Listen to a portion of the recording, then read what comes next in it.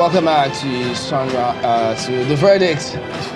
I know, yeah. I know postponement scatters a lot of things, but we're here all the same. Yeah. So I'm going to go ahead and get some reactions now concerning this postponement of elections. We've got Jude Ilo. He joins us from our studios in Abuja. He's the head of office of OSIWA, that's the Open Society Initiative for West Africa. Good morning, Jude, and thank you for joining us this morning.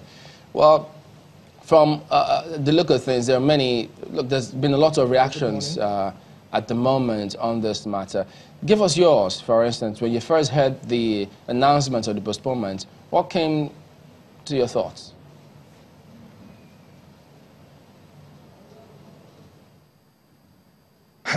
Well, I think the first thing was disappointment. You know, the announcement came very early this morning, and before it came, we were already getting the vibe that something of this nature was going to happen. There were reports across the states of the inability of the commission to move around materials. So it didn't just come out of the blues. And I remember the Situation Room issued a statement asking INEC to come out and clarify exactly what's going on, because it sounded like and felt like the country was being held to hostage, you know, waiting to know what exactly is going on. I think this is a very disappointing development. I think INEC has, in a very, very fundamental way, betrayed, to some extent, the confidence that Nigerians and a whole lot of us had on the commission.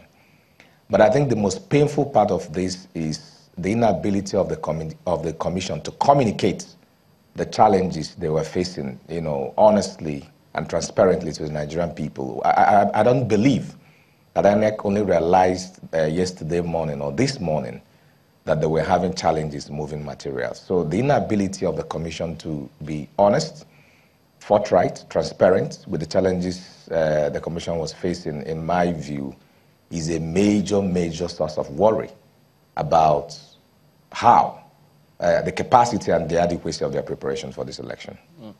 Does this then cast, or will it cast doubts on the integrity of the commission?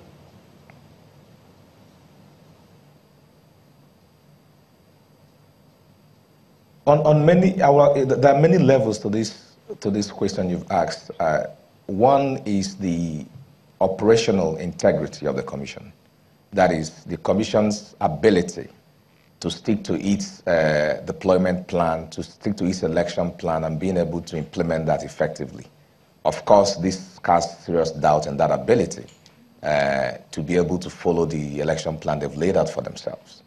The second part of it is in terms of institutional integrity. That is it possible for us to go to sleep when we hear from INEC? I think that has also been reasonably damaged by what has happened, because just 3 days ago, on Wednesday precisely, the commission also came out to say clearly that they were good to go.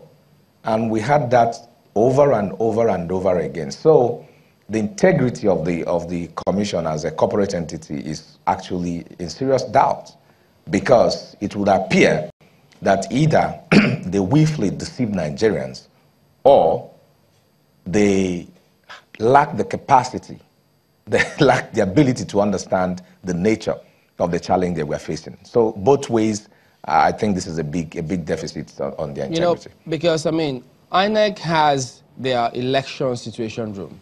So that's what you're suggesting, that it couldn't have been just few hours to the commencement of the elections. That was when they got the signal. In other words, all of the information that was streaming into their situation room, they should have seen it way before the time that they did.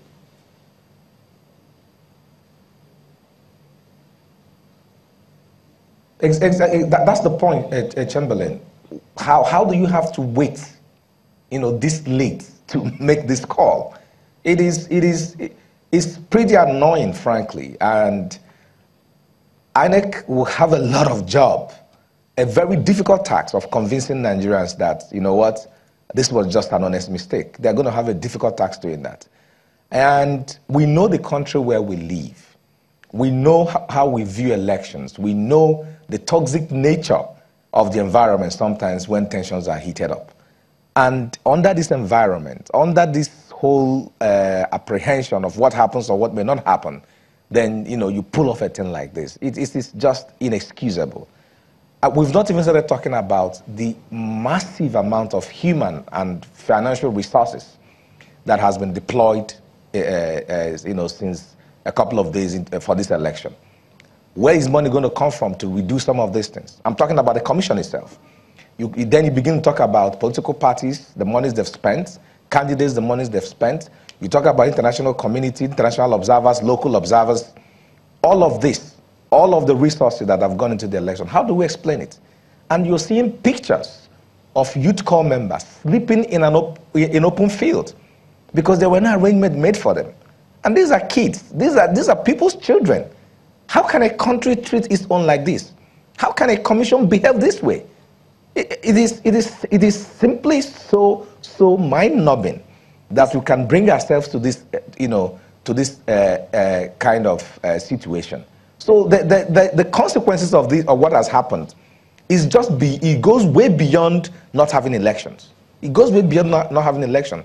If you look at the larger considerations, what goes into an election preparation, what goes into an election day, how do we begin to fix this?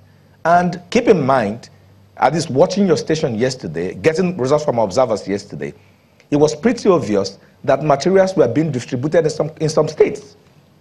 How are you going to secure these materials if they are sensitive? How do you ensure the integrity of those documents that has moved out? So INEC needs to let us understand, it's not just about postponing. What exact step are they taking to ensure the integrity of materials, to explain to us what happened, to ensure that this doesn't happen again? Because this is a national and international embarrassment for the country. Yes, Mr. Ilo, and we do hope that we can, hear from INEC as quickly as possible, especially on some of the questions that we are all raising. But also, we must be reminded that in the past elections, they've actually been postponed as well. So, shouldn't Nigerians be used to this?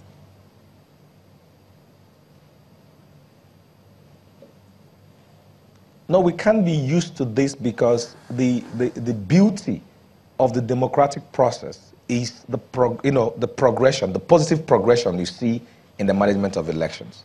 So that it had happened before shouldn't even be an excuse for it to happen again. If it's happened before, then we should have learned something from it.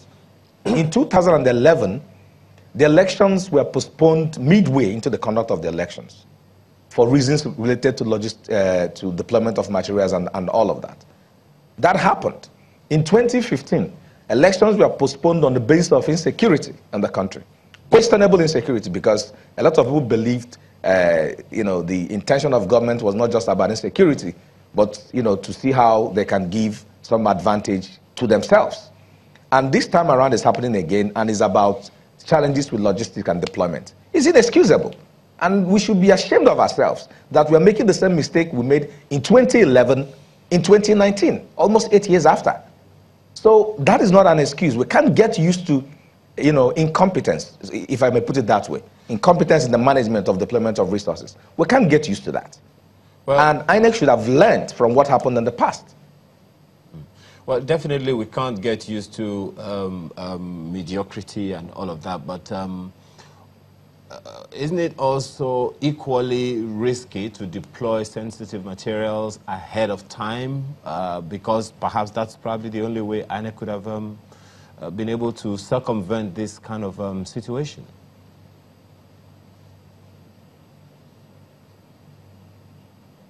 I mean, we've not heard from INEC the explanation for what happened. In the past, elections took place when and as scheduled. And so the question then is, why are we not running that same system where it was possible to deploy these sensitive materials and still have elections as planned? So we may need to wait for them to explain how come this happened. But I don't think the excuse should be about sensitive materials being deployed days before. And just to make some point, you see, one of the challenges of the election process is the absence of trust. Is the absence of trust. The price we pay in this election most times, is because we don't trust each other. That is why we have to go and print our ballot papers or whatever outside of Nigeria. That is why we can't deploy sensitive materials early in the day, maybe a week before the election. That is why we have to store materials with the CBN. That is why we need the security agencies to follow materials from wherever to wherever. It's simply because we don't trust ourselves. It's simply because, as a country, we realize that every opportunity people get to provide service, they utilize it for their own selfish interests. And so, because of this trust deficit, we are trying to securitize every process of the election. The ballot papers need to have security features. The police has to be there to protect this and protect that. And all of this add into the logistic problem and challenges we have in managing elections. So, but I do not think that the excuse of managing or protecting sensitive materials can be brought in at this point, because we've had elections before where there were sensitive materials, and we still conducted those elections on the days we had expected them to happen. Okay, but what would you now advise Nigerians now at this particular time? I mean, from your own perspective, because of course you know there's been a lot of backlash. What would be the advice going forward? Because we have to move forward.